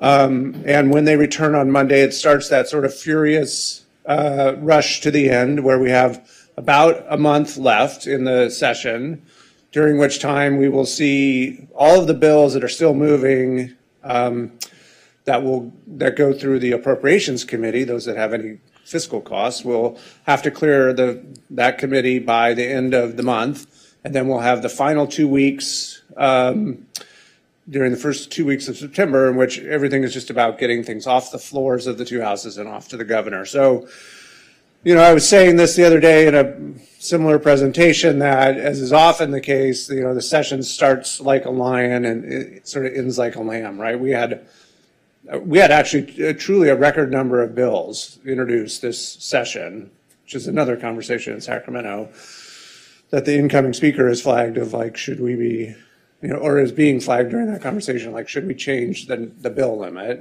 so that we don't have quite the volume of bills? But for better or for worse, a high proportion of those are in the, in the sort of the field of housing and tenants' rights and how we deal with the state's housing and homelessness crisis. And there are many ambitious bills, a couple of which I will talk about this year, not all of which, many of which did not move forward. So we've gone from a very large field to what continues to be a narrowing field of bills to talk about. When I come back later in the session after the governor has finished his work, we'll talk about what made the final cut and in what form. But that is beginning to narrow considerably. We also, in past years, have had a lot of conversation about the budget picture. We've had a very robust budget picture in California in previous years, and we've been able to sort of talk about how the state wanted to spend that surplus, a lot of which did go to investments related to housing. But as you all know, this year it was a much different budget picture, and so we're really not having much of a conversation about the state budget picture. There is a conversation going on about going to the voters and asking for additional authority and to approve bonds to fund a variety of things, and to also redirect some existing revenue under Prop 63 to addressing homelessness. And so we'll be hearing more about those conversations as we lead into next November's ballot, when we expect to see a number of bond-related measures, including a fairly significant bond for housing. But back to this year's session, there are just, I think, 3 bills that I want to quickly note for you all, and then I'll take questions from the commission. But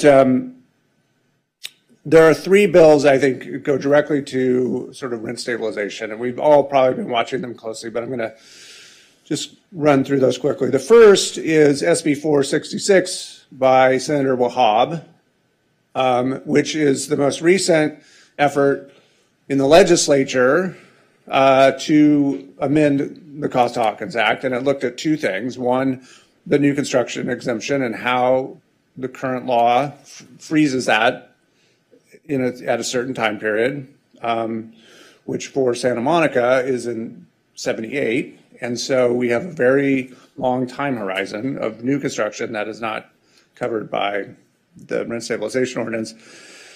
And also what units are covered, single-family homes and condos being excluded. She originally proposed to change both of those, have a 15-year rolling date, and cover and allow cities to cover condos and single-family homes. The condos and single-family homes piece fell away. And then the bill was amended to have a rolling new construction date that was a 28-year new construction date, which is basically the time period between now and 1995, the year in Costa-Hawkins. And for jurisdictions such as yours, have a 2-year catch-up period where every year you could move the new construction date by 2 years to eventually get to something comparable to that 28-year rolling period, and then have that be the new construction date if the voters amended the ordinance to do so. That bill passed out of committee with those amendments, went to the floor, and not surprisingly faced strong opposition from the rental housing groups who continue to oppose the measure. And as you know, it needs 21 votes to get off the Senate floor, where there are 40 senators. The bill got 15 votes, so far short of what was needed to pass. And as is permitted by the rules of the House, the author asked for reconsideration, which means it could be taken up again at a later date, January. Typically that doesn't happen, but she could conceivably, if she could round up the votes, take it up. More likely it would be if that policy was going to be pursued again, it would be in a new bill, a different bill.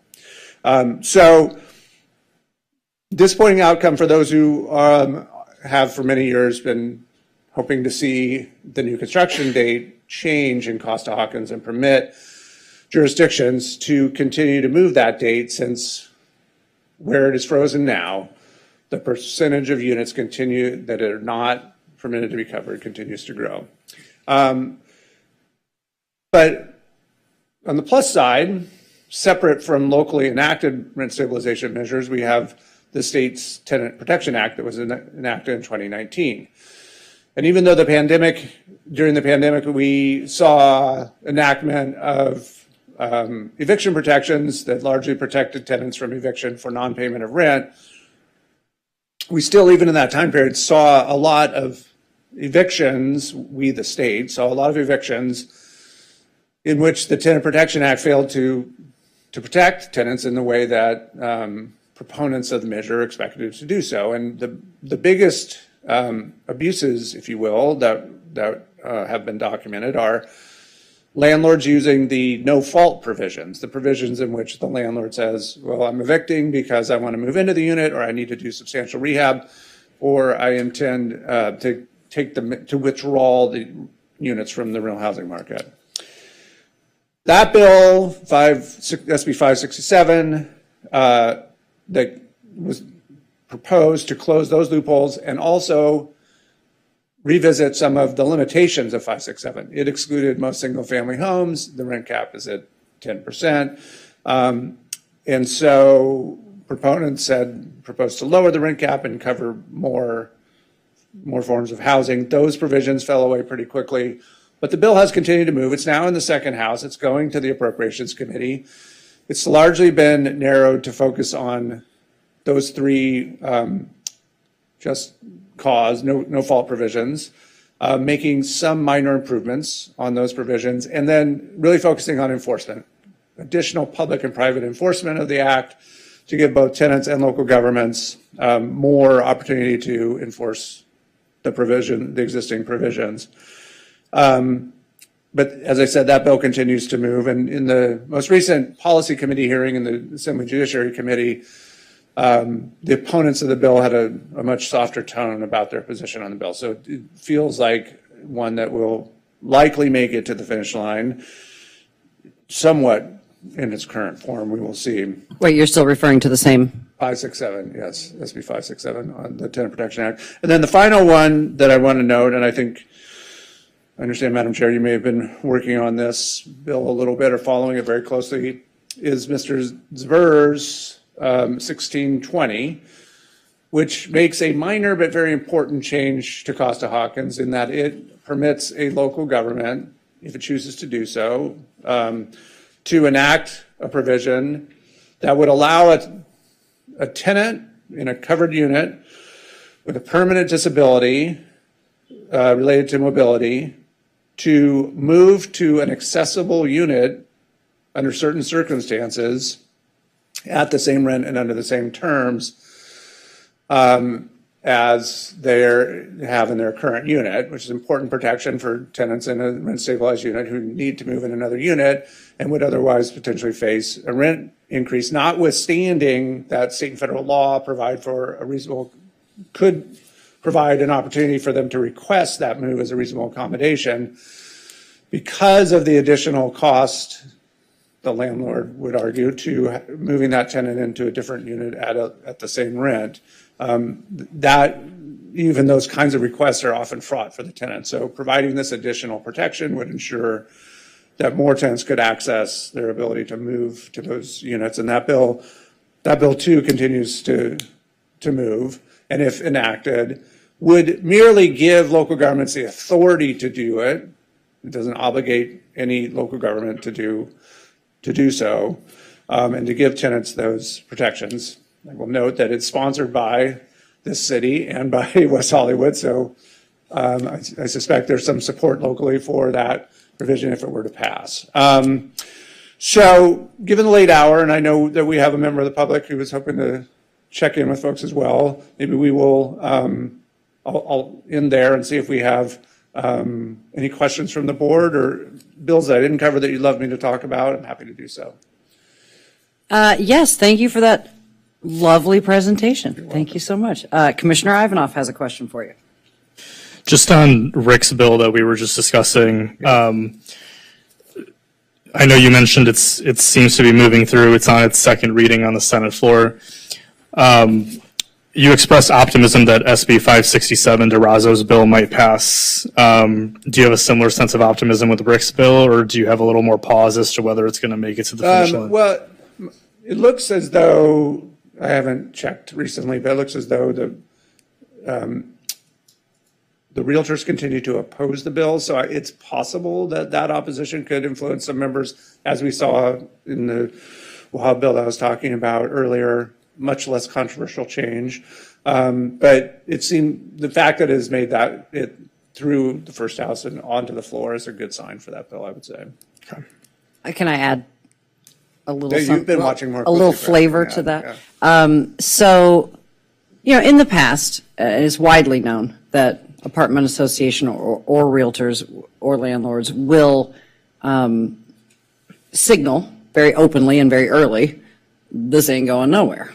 Like, you can try, but it's not, and then those levers get pulled and this did make it through the House. There's every possibility that it could absolutely get yanked and pulled somewhere along the line in the Senate. It only takes one vote to mess it up. We worked really closely with them at the formation of the writing of this legislation, and a lot of effort was taken to accommodate concerns. And let me give you an example real quick. It would exclude an owner's unit from being the one that, so say Granny is in some studio upstairs and she wants to move downstairs. She doesn't get the 4-bedroom because it happens to be the one that's open. She gets one of comparable size or smaller than the one she already had. That was a recognized fair concession. Also, the unit that she just vacated, they get to update and rent out at presumably a nicer view and brighter light.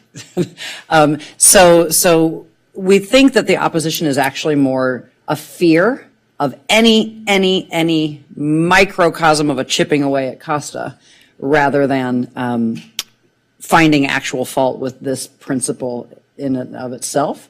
So that's going to be probably a mental and emotional hurdle to get the associations over. That's my opinion. Yes, thank you, Brian. Continue. Does that conclude your questions? All right, Commissioner Gwynn.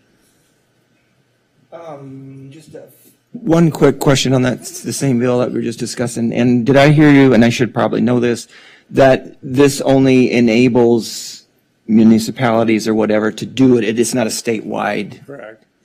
Because it's amending Costa-Hawkins, which is a limitation on local authority to enact these provisions. In the absence of Costa-Hawkins, you could do it now. Costa-Hawkins is limiting that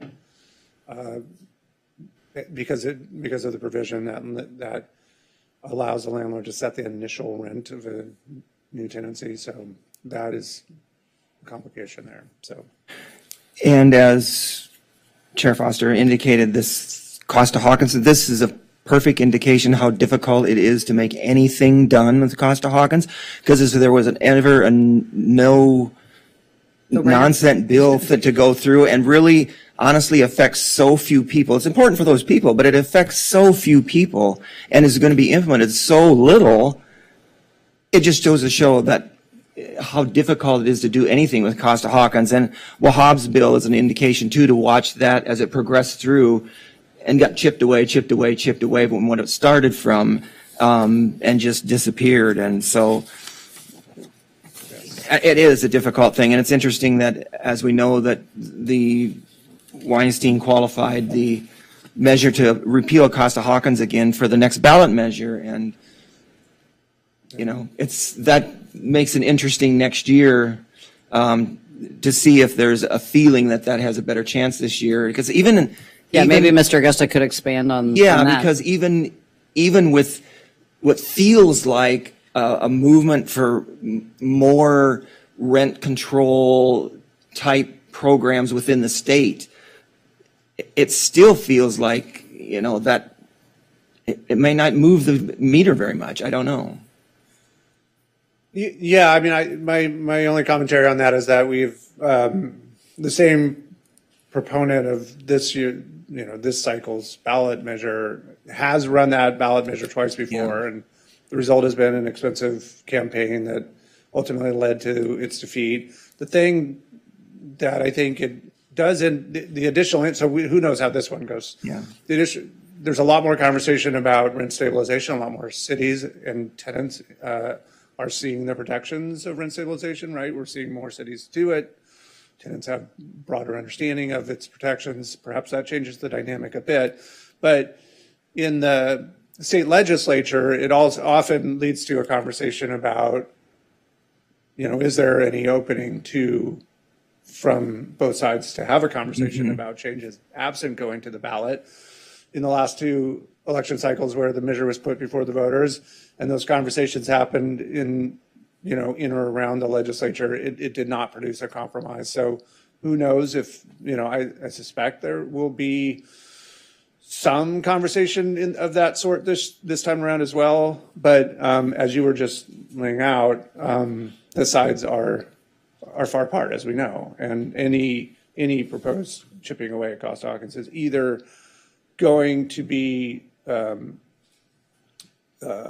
strongly resisted by the real estate industry or come with additional changes that they want that proponents of local rent stabilization probably would not find that they could live with. So we'll see. We'll see how this turns out this time around, if it's a different dynamic. Okay, this time around, that's all I got for you. The word compromise suggests a situation in which both sides approach the middle or somewhere near the middle. I would not characterize heretofore the negotiations being anything resembling a compromise yet. Yes. Hopefully in the future. Commissioner Gonska.